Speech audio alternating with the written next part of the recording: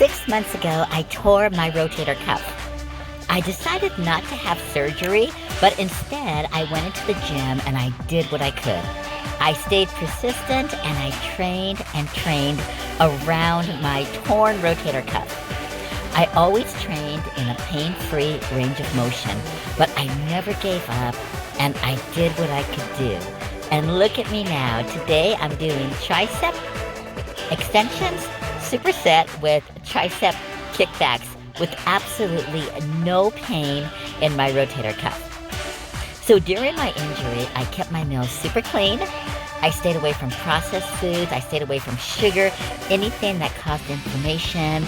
I picked up my Bible and I read everything about healing, and I started calling them out. All the words of healing that Jesus spoke about in the Bible, I prayed over my body, and then I took action. I kept my foods clean. I trained around my injury. I prayed, and every day I did what I could.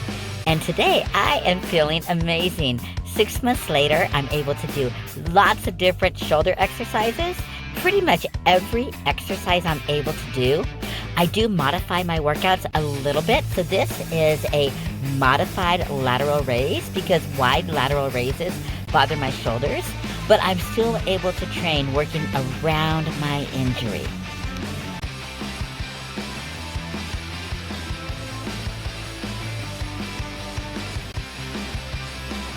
These front raises were really hard for me to do in the beginning. In fact, I couldn't even raise my arm past parallel for 4 months, but I just kept at it. And now I'm able to do front raises with absolutely no pain whatsoever, working the anterior part of my shoulder. And I'm also able to do modified rear delt flies, which is going to be in the next video coming up, in a modified format. So here we go, modified rear delt flies. I'm not going out super wide, more like an L fly, training the back of my rear delts. No pain here. Getting my rear delts really strong. What happens when you have a shoulder injury, your shoulder will start moving forward. You start guarding it, but we need to keep our shoulders back and down and putting them back in that correct position. And here I am doing some hammer curls. I could not do any bicep curls for 4 months. Once I was able to start doing them, I started with a 1 pound weight, and then I went to a 2 pound weight, to a 3 pound weight, and now I'm up to 12.5 pound weights with absolutely no pain whatsoever. And then coming up right here is a bicep curl. That really bothered my shoulder because along with the rotator cuff tear, I also suffered from a torn labrum.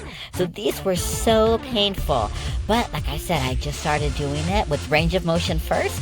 And then a 1 pound weight, I got stronger and stronger and stronger. And then now I'm up to 12 pound weights. This is the hardest exercise for me to still do. It's the shoulder press, but I've got 3 pound weights right here, and I am just increasing my range of motion and building my strength up. And I'm just here to say never give up. I'm not encouraging you not to get surgery if you have a torn rotator cuff.